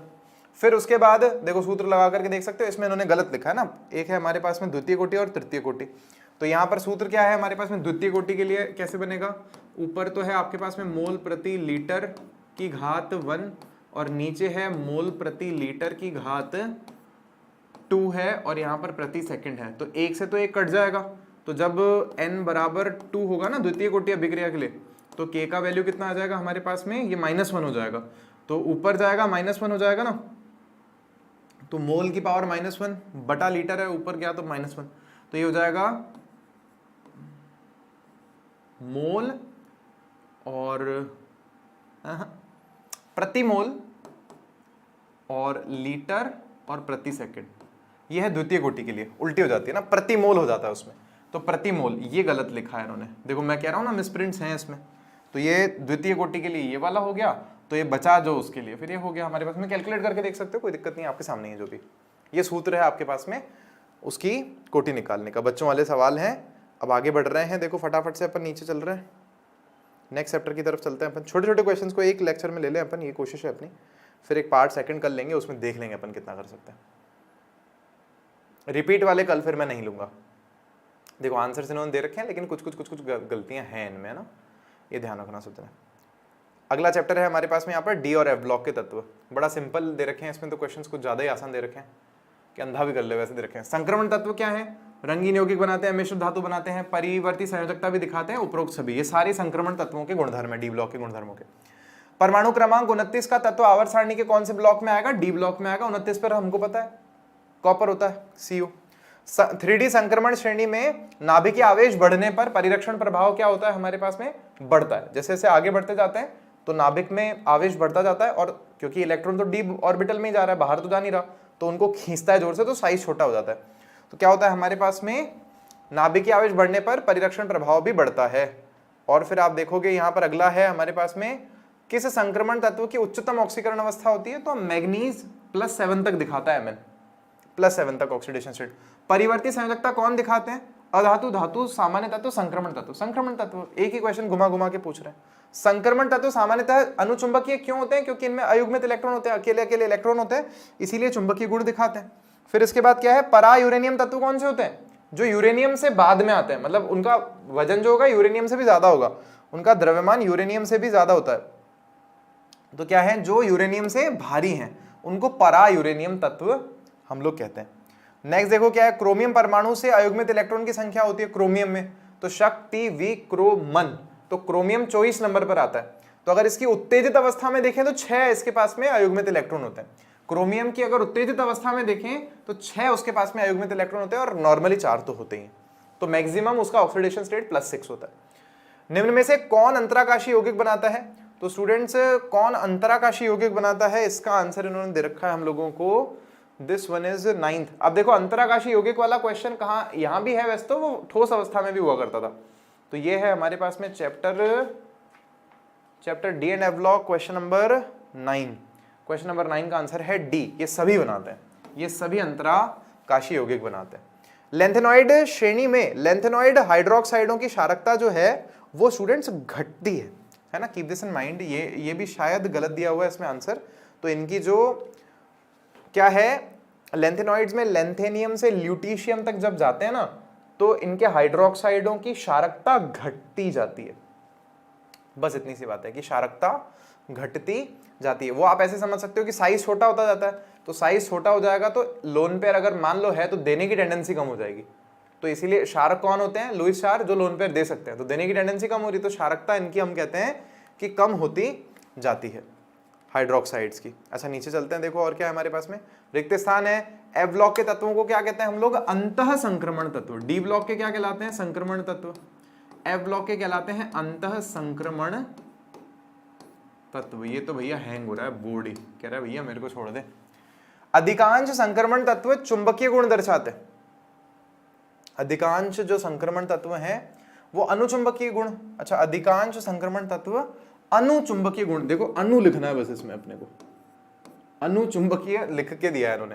परमाणु क्रमांक वृद्धि पर लेंथेनॉइडों की त्रिज्या का आकार, लेंथेनॉइड एक्टिनॉइड सब छोटे होते जाते हैं। क्यों घटता है, कम होता जाता है। क्यों घटता है, क्योंकि इलेक्ट्रॉन्स एफ ब्लॉक में जा रहे हैं, तो नाभिकीय आकुंचन होता है ना, नाभिक में आवेश का मान भारी होता जाता है, तो वो इलेक्ट्रॉन्स को अपनी तरफ खींचता जाता है। जिंक केवल डैश ऑक्सीकरण अवस्था प्रदर्शित करता है। जिंक केवल और केवल +2 दिखाता है और कोई ऑक्सीकरण अवस्था नहीं दिखाता है।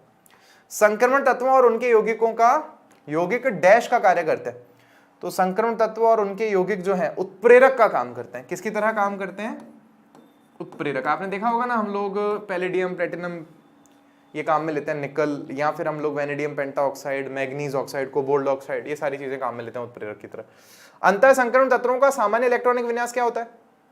तो देखो कैसे होता है ये वाला, N-2F में हमारे पास में 1 से लेकर के 14 इलेक्ट्रॉन आते हैं, और N-1D में हमारे पास में 0 से 1 इलेक्ट्रॉन होता है, और NS में हमारे पास में 2 इलेक्ट्रॉन होते हैं।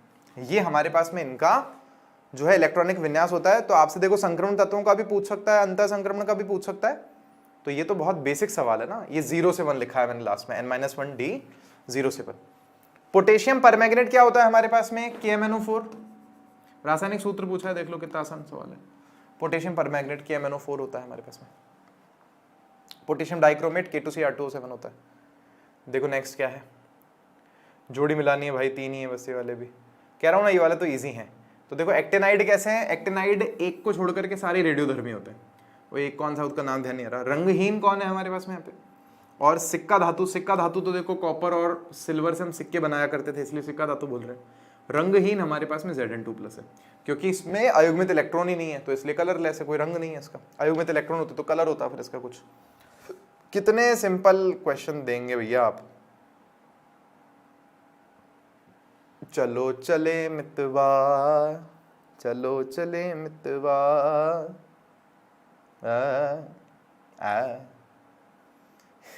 नेक्स्ट चैप्टर है उप सह संयोजन यौगिक।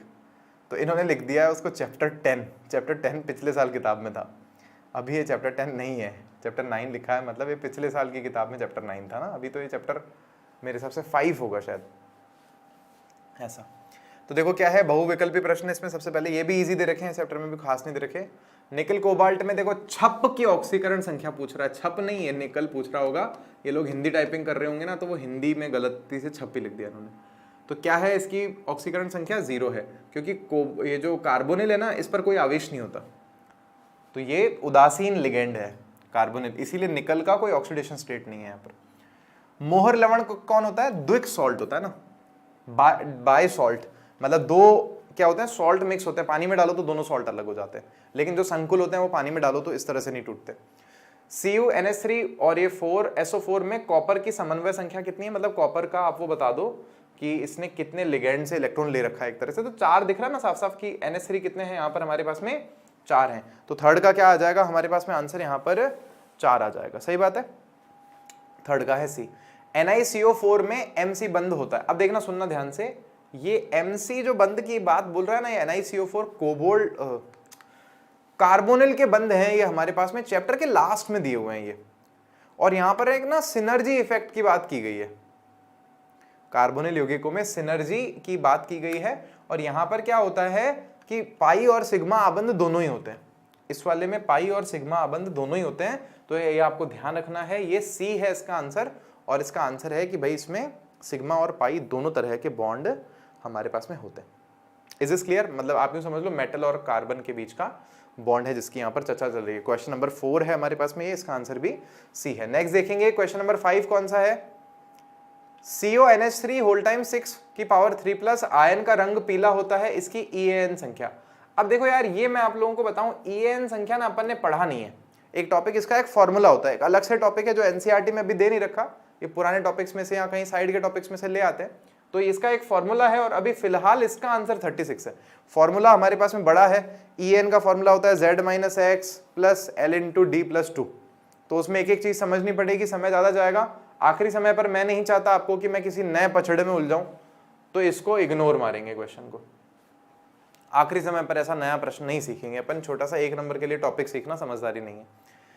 संकुल यौगिक में लिगेंड है, मतलब इससे बेहतर यह है कि आज का दिन और कल का दिन आप वही चीजें पढ़ो जो आपको बहुत अच्छे से आती है, उनको पक्का करो आप, आखिरी समय पर नई चीजें मत करो। संकुल यौगिक में लिगेंड है, संकुल यौगिक में लिगेंड इलेक्ट्रॉन देने वाला होता है ना, इलेक्ट्रॉन युग्म दान करते हैं। तो 6 का हमारे पास में B हो जाएगा इसका आंसर। अच्छा नेक्स्ट देखो कौन सा है हमारे पास में स्टूडेंट 7th, निम्नलिखित में से कौन सा लिगेंड किलेट बनाता है? किलेट चिलेशन बताया था मैंने आप लोगों को, जो ऐसे सर्कल बना लेता है। तो ऑक्सलेट जो है ना वो चिलेशन करता है। मतलब क्या होता है ऑक्सलेट कैसे होगा? ये होता है COO मान लो, फिर मान लो ये ऑक्सीजन है इसका, ये एक और ऑक्सीजन, मैंने कुछ ज्यादा ही बंद बना दिए इसके, 2 कार्बन बनाने थे मेरे को, 2 कार्बन बनाने हैं ना बेटा जी। तो देखो ये कैसे बनेगा, ये कार्बन है, ये कार्बन है, डबल बॉन्ड ऑक्सीजन है, ये ऑक्सीजन है, ये भी ऑक्सीजन है, ये नेगेटिव है, ये नेगेटिव है, तो ये लोन पेयर देते हैं। जैसे मान लो इसने यहाँ से दिया, इसने यहाँ से दिया मेटल एटम को, तो एक रिंग बन गई ना। तो ऑक्सिलेट क्या बनाता है, एक चिलेशन इफेक्ट दिखाता है, ऐसे इलेक्ट्रॉन्स 2 जगह से देते हैं तो रिंग बन जाती है, इसको चिलेशन कहते हैं। कीलेट कीलेट लिखते हैं हिंदी में, होता चिलेशन है। क्या सामान्यतः परमाणुओं का समूह लिगेंड के समान कार्य करता है, या तो वो उदासीन होना चाहिए या फिर वो ऋणावेशित होना चाहिए। तो उदासीन भी हो सकता है, जैसे पानी एक्वो कैसा है, उदासीन है, और दूसरी तरफ ऋणावेशित वाले भी होते ही हैं हमारे पास में। अच्छा नेक्स्ट देखो क्या है हमारे पास में, उपसहसंयोजी यौगिक में किसी धातु की उपसंयोजन संख्या क्या होती है, द्वितीयक सहसंयोजकता होती है उसकी, या प्राथमिक संयोजकता होती है। बताओ कि हमारे पास में 2 तरह की संयोजकता दिखाते हैं ना उपसहसंयोजक यौगिक, एक तो नॉर्मल संयोजकता होती है और एक और संयोजकता होती है। तो ये द्वितीयक संयोजकता होती है ना, प्राथमिक तो टूट जाती है, जो प्राथमिक तो बाहर वाली चीजें जुड़ी हुई होती है वो होती है, ये द्वितीयक संयोजकता हमारे पास में इसकी होती है। नेक्स्ट देखो कौन सी है, नेक्स्ट क्वेश्चन कौन सा है हमारे पास में, कौन सा यौगिक उपसहसंयोजक यौगिक नहीं है। तो देखो फेरस अमोनियम सल्फेट जो है ना, असल में यही क्या है, वो है आपके पास मोर्स सॉल्ट, मोर लवण, ये एक्सपेरिमेंट में काम में आता है। तो मोर लवण एक द्विक लवण है, ऊपर इसका मोर लवण नाम से आया था, यहां पर इसका नाम लिख दिया फेरस अमोनियम सल्फेट। बाकी आप सारे देखोगे तो संकुल यौगिक हैं सारे के सारे। अब देखो नेक्स्ट क्वेश्चन क्या है हमारे पास में, रिक्त स्थान, वे यौगिक जिनमें डैश कार्बनिक समूह के कार्बन से जुड़ा रहता है कार्ब धात्विक यौगिक कहलाते हैं। तो धातु वो समूह, वे यौगिक जिनमें जो मेटल है ना धातु, वो कार्बनिक समूह से, कार्बन वाले समूह से जुड़ा रहता है, उसको कार्ब धात्विक यौगिक हम लोग कहते हैं। सिंपल है, देखो नाम से क्लियर है ना, कार्बन और धातु जुड़ी हुई है बस। डैश सभी हरे पौधों में पाया जाता है, तो क्लोरोफिल सभी हरे पौधों में पाया जाता है, क्लोरोफिल सभी हरे पौधों में पाया जाता है। विटामिन B12 किसका होता है, कोबाल्ट का होता है, राइट। विटामिन B12 में कोबाल्ट होता है, कोबाल्ट, विटामिन B12 में हमारे पास में कोबाल्ट होता है, बहुत सही बात है। फिर आप देखो EDTA क्या है हमारे पास में, कैसा लिगेंड है, एथिलीन डाइएमीन टेट्राएसीटेट। तो इसमें 6 हमारे पास में लोन पेयर देने की ताकत होती है, तो ये एक बहुदंतुर लिगेंड है। कैसा है, पॉलीडेंटेट, या क्या बोलेंगे इसको, बहुदंतुर ligand. This one is polydentate या बहुदंतुर लिगेंड। 5वां देखेंगे, इलेक्ट्रॉन युग्मदाता क्या कहलाता है हमारे पास में, लिगेंड कहलाता है। 5वां तो सिंपल ही है यार, लिगेंड। अब देखो ऐसे आ रहे हैं क्वेश्चंस, लिगेंड तथा धातु आयन के मध्य कैसा बंध बनता है, उपसहसंयोजन। चैप्टर का नाम ही तो यही है, उपसह संयोजन, लिगेंड तथा धातु आयन के बीच में उपसहसंयोजन, कोऑर्डिनेशन बॉन्ड बनता है, वेरी सिंपल। नेक्स्ट देखो, प्रस्फुटन विरोधी कार्ब धात्विक यौगिक है। यार देखो ये मेरे को ना थोड़ा सा, इन्होंने जो आंसर दिया है वो मेरे को थोड़ा तो कम जच रहा है। 7th का आंसर दिया है tetra ethylene lead, tetra ethylene lead. मैं बताता हूं इसका मतलब क्या है, टेट्रा इथाइलिन लेड जो है प्रस्फुटन विरोधी, ये शायद है एंटी इन्फ्लेमेटरी, ऐसा कुछ, मतलब किसी तरह से आई थिंक मतलब दवाई के रूप में काम में ले रहे हैं। मैंने थोड़ा ढूंढा बट समय कम था तो मैं अच्छे से नहीं ढूंढ पाया। आप लोगों के सामने देख लेते हैं यार, एक बार आप लोगों के सामने देख लेते हैं ना। ये थोड़ा सा अपने चैप्टर में मुझे याद है, हमारे को नहीं दे रखा था, अभी दे रखा है। फिर टेट्राथाइलिन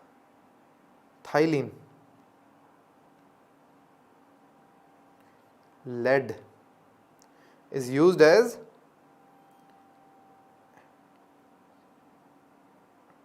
is absorbed rapidly from the skin as well as the lungs and gastrointestinal tracts and is converted to lead body. This form of lead may be responsible for its toxic effects. मतलब हमारे लिए तो अच्छा नहीं है। It has never been used as a painkiller. दवाई की तरह तो इसको काम में नहीं लेते, इसीलिए मैं आप लोगों को कह रहा हूं कि ये थोड़ा सा ना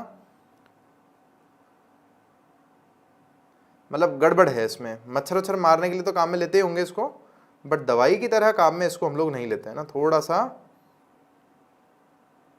डाउटफुल हूं मैं इसको लेकर के, इसको थोड़ा लेके डाउटफुल हूं, सही जानकारी नहीं है मेरे पास इसकी। उप सह संयोजकता का सिद्धांत किसने दिया था? देखो इन्होंने होशियारों ने आंसर लिख के दिया है, वर्नर ने दिया था।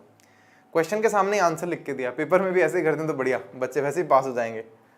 लेकिन बच्चों को भी थोड़ी तो अक्ल लगानी पड़ेगी ना कि वर्नर पढ़ा था, नहीं तो पढ़ेगा यार क्या लिख के दिया है इन्होंने, कुछ समझ नहीं आ रहा। फेरोसीन में 2 साइक्लोपेंटेन पेंटाडाइनिल रिंग के बीच में आयरन परमाणु होता है। देखो इन्होंने खुद लिख के दिया है, फेरोसीन में इन फलानी चीजों के बीच में आयरन परमाणु होता है।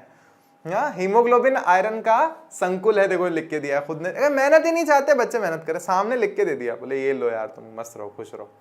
अब देखो मैच द कॉलम करो। अब आप इसमें देखो एथिलीन डाइएमीन टेट्राएमीन जो है, एथिलीन डाइएमीन टेट्रा एसीटेट, तो जो भी है मतलब ये बहुदंतुर लिगेंड होता है ना। ईडीटी हमारे पास में कैसा होता है? बहुदंतुर लिगेंड होता है, 6 लोन पेयर्स दे सकता है। आप देखोगे नाइट्रेटो जो होता है ये ऋणात्मक होता है, तो नाइट्रेटो जो कैसा लिगेंड है? ऋणात्मक लिगेंड है। और क्या है हमारे पास में? एक्वो जो है ना ये उदासीन लिगेंड होता है, पानी ही तो है एक्वो, तो पानी पे तो कोई चार्ज नहीं होता ना। अब डाइफेनिल फॉस्फीन है, ये उदासीन होता है। फॉस्फीन वाला जो लिगेंड होता है हमारे पास में डाइफेनिल फॉस्फीन, ये उदासीन है। एक मिनट, एक दंतुर लिगेंड, इसको एक दंतुर कर दें क्या फिर अपन? पानी वाला मैग्नीशियम ऋणात्मक, डाइफेनिल फॉस्फीन, कहाँ गड़बड़ कर रहे हैं अपन? ये देखो एक बार इसको देख लो कि हमारे पास में पहले का तो है सी, पहले का स है, बहुत बढ़िया शानदार। दूसरे का है अ, तो ये जो क्लोरोफिल है ये मैग्नीशियम में होता है, चलो बहुत बढ़िया। मैग्नीशियम क्लोरोफिल में होता है, मतलब ये मैग्नीशियम का संकुल है क्लोरोफिल। नाइट्रेटो ऋणात्मक है। तीसरे का है हमारे पास में ब, बहुत ही बढ़िया। चौथे का है द हमारे पास में, तो इसका है द। एक मिनट, ये उदासीन वाला बस ये गलत कर दिया मैंने। वैसे एक्को भी उदासीन ही होता है यार, काहे मजे ले रहे हैं। डाइफेनिल फॉस्फीन जो है इसको लिखा है हम लोगों ने कि उदासीन है। सत्यानाश हो आ गया, मैं तो डर गया, मैंने कहा बोर्ड ही गया। और एक्वो जो है हमारे पास में एक दंतुर लिगेंड है, ठीक है, उसको यहाँ फिट कर दो। एक दंतुर लिगेंड है, इसको यहाँ पर फिट कर देंगे हम लोग कि एक्वो जो है ये एक दंतुर लिगेंड है हमारे पास में। ऐसा बढ़ जाए आगे। है वैसे एक्वो भी उदासीन है भाई, ये भी उदासीन है, ऐसे नहीं सोचना अपने को। बस ये है कि यहाँ पर हमारे पास में उदासीन में फिट बैठ रहा है, एक दंतुर में ये फिट बैठ रहा है, वो फिट नहीं बैठ रहा फिर। ऐसा नेक्स्ट देखते हैं, चलो अपन नेक्स्ट चैप्टर पे आ जाओ फटाफट से। नेक्स्ट चैप्टर है हमारे पास में हेलो एल्केन हेलो एरीन। मस्त चैप्टर है, शानदार एकदम जबरदस्त। आजा भैया आजा, आजा तू आजा भैया। देख रहे हो ना, ये थोड़े दीर्घ उत्तर ये इसमें कम दे रखे हैं, चलो खुशी की बात है। बहुत खुश हुआ, हमको बहुत खुशा हुआ, हमको बहुत खुशा हुआ। निम्न में से कौन सा यौगिक AgNO3 विलेन के साथ में नीला अवक्षेप देता है? देखो ये मेरे को भी डाउट है, ये इस चैप्टर का क्वेश्चन नहीं है, ये मेरे को ऐसा डाउट है। और इसका है answer I guess C answer है, ये इस चैप्टर का आंसर नहीं है। ये मुझे लगता है कि प्रश्न रसायन वाले चैप्टर का क्वेश्चन होना चाहिए, क्योंकि एक सिलेबस इसी साल कम हुआ है ना, तो इनसे गलती हुई है। हेलो एल्केन हेलो एरीन में पहले का सी है, मेरे को गड़बड़ लग रही है इस क्वेश्चन में। SN1 अभिक्रिया में प्रथम पद में निर्माण होता है, तो SN1 में 2 पदों में होती है, तो पहले पद में क्या होता है? कार्ब धनायन बनता है हमारे पास में, तो इसका भी सी होना चाहिए हमारे पास में सेकंड का आंसर, कि इसमें भी कार्ब धनायन बनता है। बहुत बढ़िया। अब देखो ये तीसरा क्वेश्चन है, इन्होंने गलती से यहाँ पर 1 टाइप कर दिया, चौथा है 2 टाइप कर दिया गलती से। निम्न यौगिक रजत चूर्ण के साथ अभिक्रिया करके गर्म करने पर एसिटिलीन देता है, तो कौन से यौगिक का हम लोग रजत चूर्ण के साथ मतलब Ag के साथ में यौगिक रिएक्शन कराएं और हमारे पास में एसिटिलीन बने? तो एसिटिलीन क्या होती है हमारे पास में? एथाइन C2H2, तो ये काम करता है CHI3 हमारे पास में। CHI3 की रिएक्शन है, मैं रिएक्शन लिख देता हूँ स्टूडेंट्स एक बार। तो CHI3 Ag के साथ C2H2 और AgI बनाता है। क्या है हमारे पास में? Ag प्लस CHI3 मतलब आयोडो फॉर्म, इनकी रिएक्शन करा रहे हैं, तो हमारे पास में CH ट्रिपल बॉन्ड CH बन रहा है, C2H2 प्लस आप देखोगे तो AgI हमारे पास में बनता है। ये 2 चीज़ें बनती है, ये लिख लो, रिएक्शन इंपॉर्टेंट है, नोटिस कर लो। किसकी है? ये हमारे पास में आयोडोमेथिन की है, एक तरह से रिएक्शन इसी चैप्टर में हो गया। निम्न में से कौन सा यौगिक फ्रेऑन के नाम से जाना जाता है? तो देखेंगे ध्यान से, फ्रेऑन, अब इसमें शायद गलत आंसर टाइप किया हुआ है, आंसर ये टाइप किया हुआ है लेकिन आंसर ये होगा। फ्रेऑन कौन से होते हैं? क्लोरोफ्लोरोकार्बन्स होते हैं फ्रेऑन्स। तो CCl2F2 इसका आंसर हमारे पास में होगा। इसका आंसर दे गलत रखा है लेकिन होगा हमारे पास में स्टूडेंट्स कौन सा? CCl2F2। CX बंध होता है अध्रुवीय आयनिक वॉन्डरवॉल ध्रुवीय। तो दिख रहा है साफ साफ, इस पर पार्शियल हमारे पास में धनात्मक आवेश है, इस पर ऋणात्मक आवेश है, तो ये हमारे पास में ध्रुवीय होता है। अच्छा नेक्स्ट देखेंगे आप लोग, छठा है ओजोन परत के लिए घातक कौन है? तो फ्रेऑन घातक है ना, क्लोरोफ्लोरोकार्बन घातक है। अब देखो क्लोरीन भी है फ्लोरीन भी है, तो क्लोरोफ्लोरो दोनों ही घातक है उसके लिए और ओजोन लेयर के लिए। नेक्स्ट देखो क्या है, एरिल हैलाइड में हैलोजन परमाणु से जुड़ा कार्बन परमाणु होता है। तो एरिल हैलाइड में, जो एरिल हैलाइड समझ रहे हो, ये है एरिल हैलाइड, इसमें यहां जुड़ा है, तो ये जिससे कार्बन से जुड़ा है ना, ये कैसा संकरण है इसका? sp2 ही होगा क्योंकि डबल बॉन्डेड वाला कार्बन है, तो इसका आंसर हो जाता है कि sp2 संकरित है। 7th का आंसर है हमारे पास में क्या स्टूडेंट्स? sp2 संकरित है। नेक्स्ट देखो, एथिल आयोडाइड को KOH के साथ में अभिक्रिया कराने पर क्या प्राप्त होता है हम लोगों को? तो एथिल आयोडाइड, एथिल आयोडाइड क्या चीज है हमारे पास में? एथिल हो गया CH3I का रिएक्शन हम किसके साथ में करा रहे हैं? एल्कोहली KOH के साथ में गर्म कर रहे हैं इसको, एल्कोहली KOH के साथ में इसको हम लोग गर्म कर रहे हैं।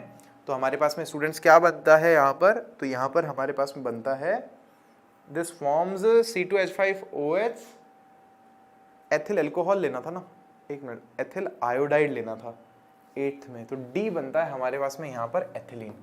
देखो क्या होता है, हाँ सिंपल है, देखो कैसे, एक मिनट, एथिल आयोडाइड है ना, मैंने गलत ले लिया, ये CH2I करो इसको आप, और यहाँ पर CH3 करो, CH3 CH2I, तो एक में से आयोडीन निकलेगा, एक में से हाइड्रोजन बाहर आ जाएगा, तो ये दोनों क्या बना देंगे? डबल बॉन्ड वाला यौगिक बना करके दे देते हैं हम लोगों को। तो यहाँ पर तो आ जाएगा आपके पास में CH2 इधर, CH2 इधर, ये KI बना लेगा प्लस में साथ में, और साथ में H2O एक बन करके बाहर आ जाता है, तो डबल बॉन्ड बनता है। ये विलोपन अभिक्रिया है, अल्फा विलोपन, बीटा विलोपन, पास वाले कार्बन का हाइड्रोजन चला जाता है, बीटा विलोपन वाली अभिक्रिया है।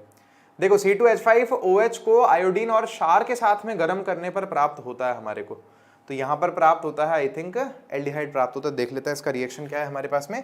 C2H5 को, ये C2H5OH हमारे पास में एथेनॉल है, इसको हम लोग आयोडीन और क्षार के साथ में गर्म करते हैं, NaOH के साथ में गर्म करते हैं, तो हमें क्या बन करके मिलता है?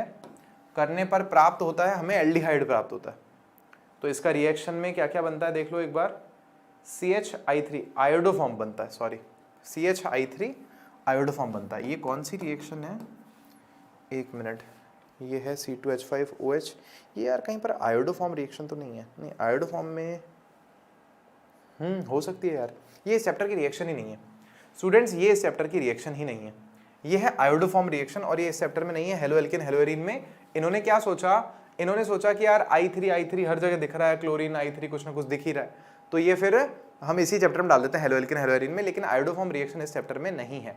ये हमारे पास में रिएक्शंस होती है, एल्कोहल्स की रिएक्शन होती है, एल्कोहल फिनॉल ईथर वाले चैप्टर की रिएक्शन है आयोडोफॉर्म रिएक्शन, जिसमें आयोडोफॉर्म बनता है। जैसे आप देखोगे ना, यहाँ पर अगर बोला है आयोडीन लिया है तो ये तो चीज बन ही नहीं सकती, क्लोरीन कहां से आएगा, और ये भी चीज नहीं बन सकती हमारे पास में, क्योंकि बनना हमारे पास में आयोडोफॉर्म है, और यहाँ पर हेलोफॉर्म अभिक्रिया ना, हेलोफॉर्म अभिक्रिया, और यहाँ पर एल्डिहाइड तो वैसे ही नहीं बनेगा। तो हमारा आंसर क्या है? CHI3 हमारे पास में और भी उत्पाद बनते हैं लेकिन आयोडोफॉर्म भी बनता है। अच्छा आप देखो, रेशिंग विधि में से किसके निर्माण में प्रयुक्त होती है? तो ये रेशिंग विधि, अब वैसे अपन देखें ना तो हमने नाम से रेशिंग विधि क्या है नहीं पढ़ा है, लेकिन ये बहुत सिंपल है, अपन सब लोग पढ़ चुके हैं। रेशिंग विधि में और कुछ नहीं करना होता, हमें बेंजीन से क्लोरोबेंजीन बनानी होती है। क्या बनाना होता है स्टूडेंट्स हम लोगों को? क्लोरोबेंजीन बनाना होता है। रेशिंग विधि का मुख्य उत्पाद जो है वो बेंजीन से क्लोरोबेंजीन का है। तो रेशिंग विधि में हमें बेंजीन लेना होता है, HCl लेना होता है, और किसी चीज के साथ में इसको गर्म करना होता है।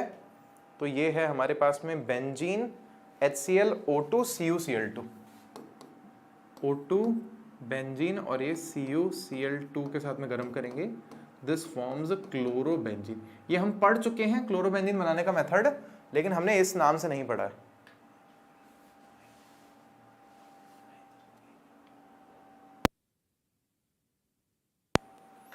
समझ गए क्या सारे स्टूडेंट्स? तो एक क्लोरोबेंजीन इस का मुख्य उत्पाद हमारे पास में दे रखा है। और भी बनता है, पानी बनता है हमारे पास में, यहाँ पर इग्नोर मारो। क्या है सैंडमायर अभिक्रिया का उत्पाद क्या होता है? तो सैंडमायर अभिक्रिया में क्या बनाते हैं स्टूडेंट्स हम लोग? सैंडमायर याद है क्या आप लोगों को? तो सैंडमायर में हम लोग बनाते हैं क्लोरोबेंजीन। सैंडमायर में भी हम लोग क्लोरोबेंजीन ही बनाते हैं। बहुत बढ़िया बात है, शानदार बात है। कैसे बनाते हैं? तो सैंडमायर अभिक्रिया में मैं आपको वैसे याद दिला देता हूँ। पहले अपन केवल बेंजीन लेते हैं, फिर उसकी नानो और HCl के साथ में रिएक्शन कराते हैं। नानो मतलब NaNO2 प्लस HCl लेते हैं, तो हमारे पास में बेंजीन डाइएजोनियम क्लोराइड मिल जाता है। तो उसमें N2Cl ऊपर लिख लेते हैं, और फिर उसकी रिएक्शन हम लोग कराते हैं आगे सैंडमायर में CuCl के साथ में, और क्लोरोबेंजीन मिल जाती है। तो ये सैंडमायर अभिक्रिया है। तो ये वाली में भी सेम क्लोरोबेंजीन बन रहा है, और इसमें भी क्लोरोबेंजीन ही हमारे पास मिलता है। एक मिनट, इसको क्लोरोबेंजीन करना है अपने को, है ना, गलती से मैंने यहाँ पर OH लिख दिया है, इसको क्लोरो कर लो पहले में। क्लोरोफॉर्म को खुला छोड़ने पर बनने वाली कौन सी गैस होती है? फॉस्जीन बनती है, ध्यान है सबको, फॉस्जीन बनती है। फॉस्जीन का क्या सूत्र होता है? C डबल बॉन्ड O, इधर Cl और इधर Cl, ये फॉस्जीन होती है हमारे पास में। फॉस्जीन CO और Cl2 हमारे पास में इसका सूत्र होता है, COCl2। एल्किल हैलाइड का सामान्य सूत्र क्या है? RX। एल्किल समूह है R, और X क्या है? Halide, halogen. एरोमेटिक प्राथमिक एमीन का क्लोरोफॉर्म और एल्कोहल ये कास्टिक पोटाश के साथ में गर्म कराने पर एक दुर्गंध युक्त गैस बनती है। अब देखो ये भी है ना, इस चैप्टर की रिएक्शन ही नहीं है, ये कार्बिल अमीन रिएक्शन है। दुर्गंध युक्त कार्बिल एमीन रिएक्शन है, क्योंकि देखो यहां पर लिखा है ना इसने, एरोमेटिक प्राथमिक एमीन का क्लोरोफॉर्म और एल्कोहलीय कास्टिक पोटाश के साथ में। तो ये कार्बिल एमीन अभिक्रिया है, जो कि एमीन वाले चैप्टर में है, 13th चैप्टर में है, ना कि यहां पर है। समझ में आई सबको वाली बात? कार्बिल एमीन रिएक्शन है, इसीलिए मैं कह रहा हूं इन्होंने गलतियां की हैं कुछ कुछ। क्लोरीटोन उच्च कोटि की क्या है हमारे पास में? क्लोरीटोन। 5th है, क्लोरीटोन हमारे पास में उच्च कोटि की निद्राकारी औषधि है। ऐसा लिखा है हम लोगों ने कि क्लोरीटोन हमारे पास में निद्राकारी औषधि है, नींद देने वाली दवाई है। नींद, अब ये NCERT में है नहीं, ये पुराने कहीं से उठाए इन्होंने, देने वाली दवाई, क्योंकि ये क्लोरीटोन वाला क्वेश्चन पहले फेमस था थोड़ा, अब नहीं आता इतना, है ना, ये भी दिया हुआ नहीं है। प्रशीतक फ्रेऑन का क्या सूत्र है हमारे पास में? CF2Cl2। CF2Cl2 देखो इसी में 3 क्वेश्चन पूछ लिए इस पर। CF2Cl2 प्रशीतक फ्रेऑन का हमारे पास में सूत्र है। 7 देखो, SN1 अभिक्रिया जो है 2 पदों में होती है। SN1 2 पदों में होती है, नाम में 1 है लेकिन पद 2 होते हैं इसके, ऐसे याद कर रखा है हम लोगों ने। देखो और क्या है, जोड़ी मिलाओ, बड़ा इजी है ये वाला जोड़ी मिलाना भी। अब देखो क्लोरीटोन इन्होंने अभी अभी बताया हम लोगों को निद्राकारी है क्लोरीटोन। क्लोरोपिक्रिन है ना, जो ये युद्ध में काम में ली जाती थी, है ना, ये इंसेक्टिसाइड पेस्टिसाइड, मतलब जानवरों को मारने के लिए, ऐसे मच्छरों को मारने के लिए या खरपतवार को खत्म करने के लिए, तो इसको इंसानों के ऊपर World War I में काम में लिया गया था। कितनी गलत बात है बताओ। क्या है हमारे पास में? Carbonyl chloride. तो COCl ही है ना, तो कार्बोनिल क्लोराइड तो देखो फॉस्जीन ही है असल में। अच्छा, अब SN1 और SN2 है, तो SN1 में हमारे पास में क्या बनता है स्टूडेंट्स? तो मुक्त मूलक बनता है, एक तरह से हमारे पास में मुक्त मूलक बनता है। मुक्त मूलक कार्ब धनायन बनता है। यहाँ पर मुक्त मूलक कौन से है? ये इसको कार्ब धनायन बोलते हैं हम लोग। मध्यवर्ती है, मतलब वैसे ना इनको मुक्त मूलक नहीं लिखना चाहिए था SN1 में, है ना, कार्ब धनायन बनता है यहाँ पर।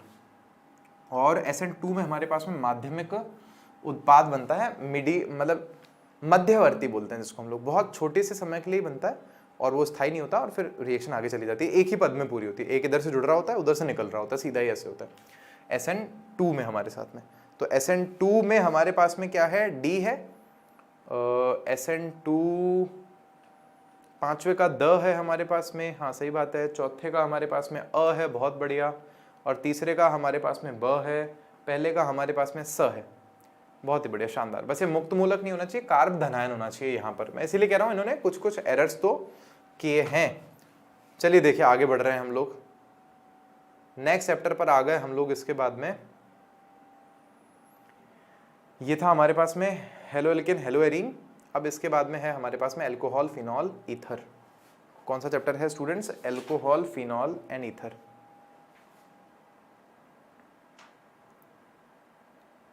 Alcohol phenol and ether.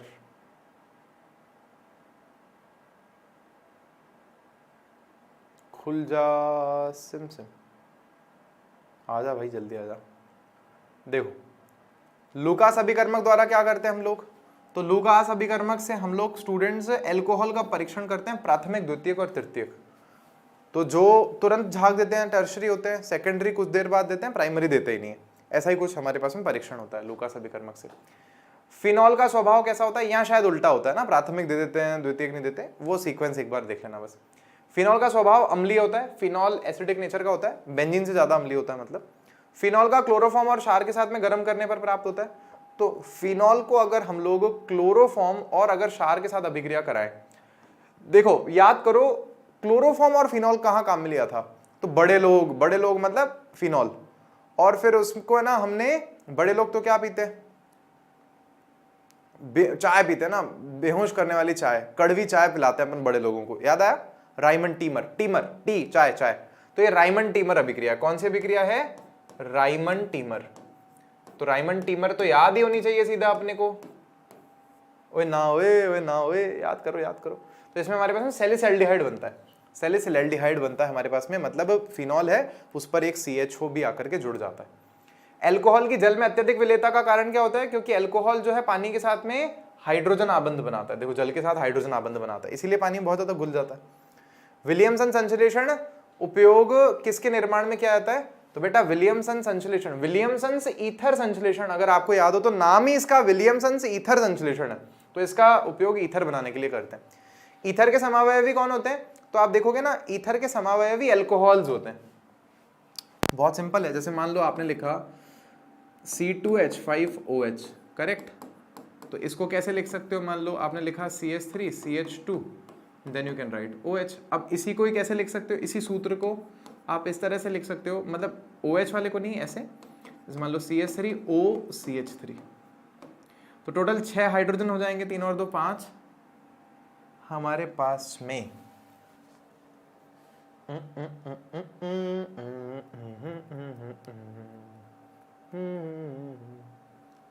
ROR होते हैं ये हमारे पास में, सही है ना एकदम। देखो यहाँ हाइड्रोजन कितने, 3 और 2 5 और 1 6 हाइड्रोजन, 1 ऑक्सीजन 1 कार्बन, यहाँ पे भी 6 हाइड्रोजन है, 1 ऑक्सीजन है, 2 कार्बन है, तो है तो सेम लेकिन फंक्शनल ग्रुप चेंज हो गया। तो समावयवी हैं लेकिन फंक्शनल ग्रुप हो गया। तो एल्कोहल और ईथर समावयवी होते हैं आपस में, बस उनका फंक्शनल ग्रुप चेंज हो जाता है। फॉर्मेल्डिहाइड ग्रिग्नार्ड अभिकर्मक से क्रिया करके क्या बनाता है, तो फॉर्मेल्डिहाइड की अगर अभिक्रिया HCHO की अभिक्रिया अगर हम लोग ग्रिग्नार्ड रिएजेंट से कराते हैं ना, तो हमको प्राथमिक एल्कोहल मिलता है। Keep this in mind students, प्राथमिक एल्कोहल हमें मिलता है। और अगर मान लो इसकी अभिक्रिया हम CH3CHO से करा देना, तो द्वितीयक हमें मिल जाएगा ऐसा। और अगर मान लो द्वितीयक से करा दें, कीटोन से करा दें, तो उस केस में हमें फिर क्या मिलता है, तृतीयक एल्कोहल मिलता है, आई गेस ऐसा। तो यहाँ पर फॉर्मेल्डिहाइड की अभिक्रिया कराएंगे ना 7th की, तो हम लोगों को A प्राथमिक एल्कोहल मिलता है। निम्न में से कौन थैलिक अम्ल से क्रिया करके अम्ल क्षार सूचक बनाता है, तो देखना ध्यान सुनना कौन, तो इसका आंसर है फिनॉल। फिनॉल जो है ना, ध्यान से सुन लेना, फिनॉल थैलिक अम्ल से अभिक्रिया करके फिनोफ्थलीन बनाता है। फिनोफ्थलीन क्या होती है, गंध से सूचक होती है, अम्ल क्षार सूचक होती है लेकिन गंध से, है ना, सूंघ करके होती है शायद, नहीं सॉरी नहीं यार, फिनोफ्थलीन गंध वाली नहीं होती, हाँ होता है, इंडिकेटर है। फिनोफ्थलीन जो है हमारे पास में, मैंने दिखाया भी आप लोगों को, कलरलेस लिक्विड होता है, और शायद क्षार में पिंक हो जाता है और एसिड में कलरलेस हो जाता है वापस। फिनोफ्थलीन से खेले हम लोग 10th क्लास में। तो फिनोफ्थलीन कैसे बनता है, अगर हम फिनॉल की अभिक्रिया थैलिक अम्ल से करा दें तो हमारे पास में फिनोफ्थलीन बनता है। फिनॉल की अभिक्रिया अगर हम लोग किससे करा दें, थैलिक अम्ल से करा दें, तो फिनोफ्थलीन बनता है, जो कि अम्ल क्षार सूचक होता है। एल्कोहल को विषैला बनाने के लिए प्रयुक्त करते हैं, तो स्टूडेंट्स एल्कोहल को जहरीला बना के लेने के लिए उसमें ईथर मिला देते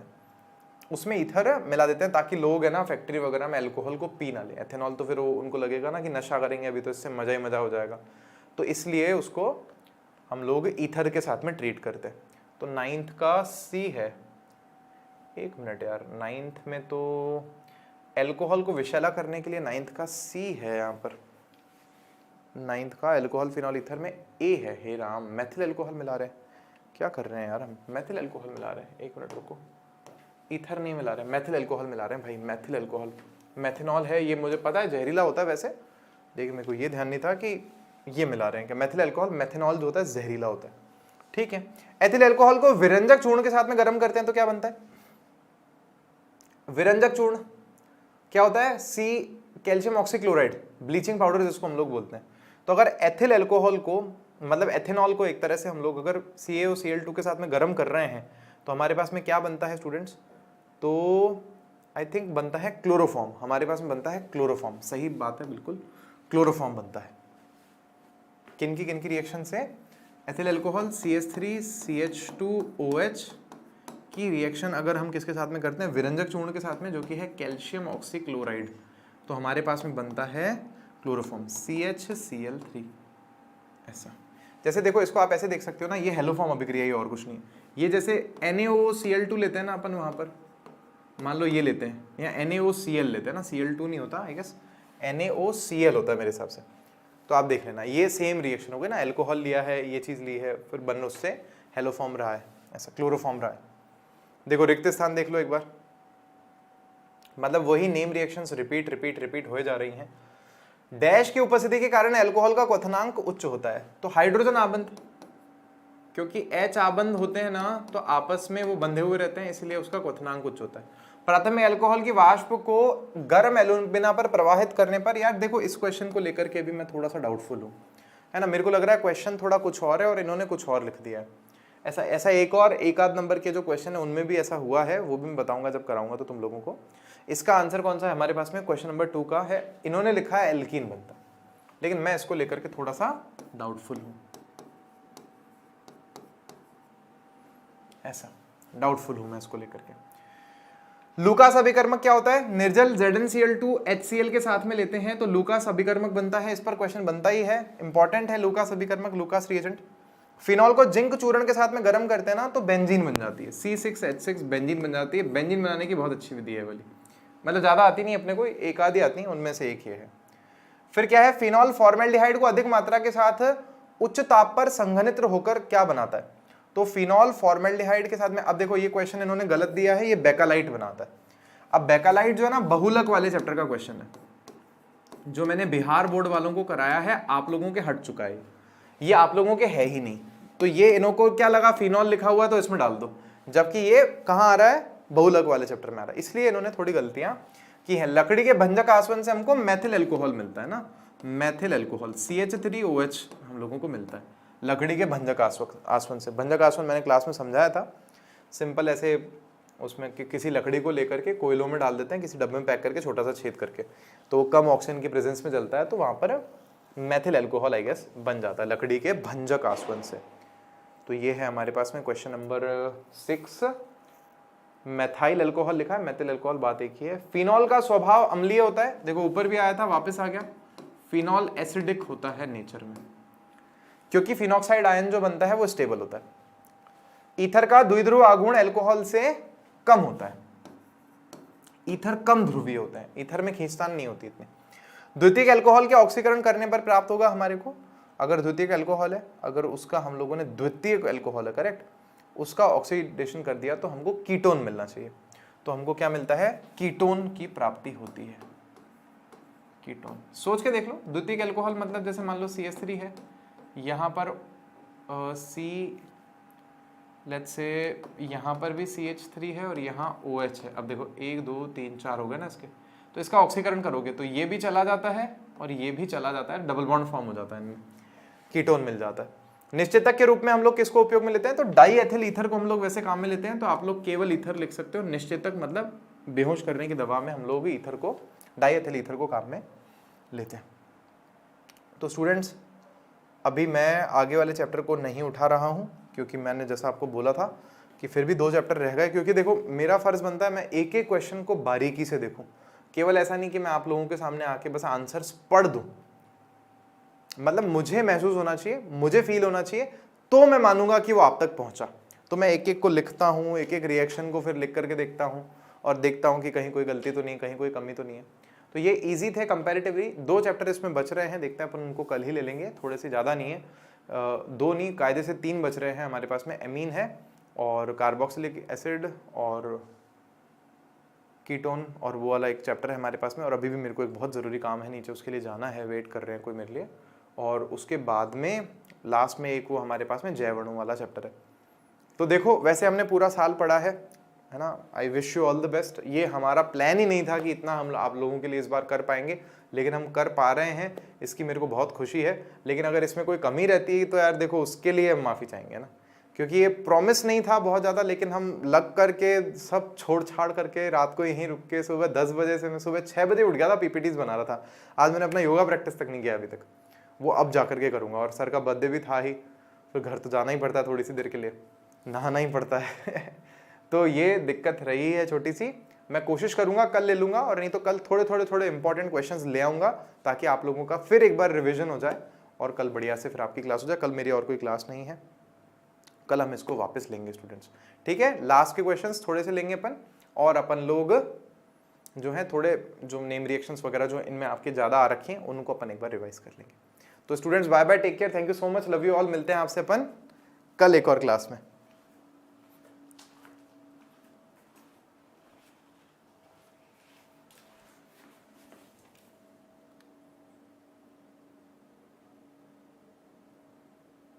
thank you so much everyone, thank you so much.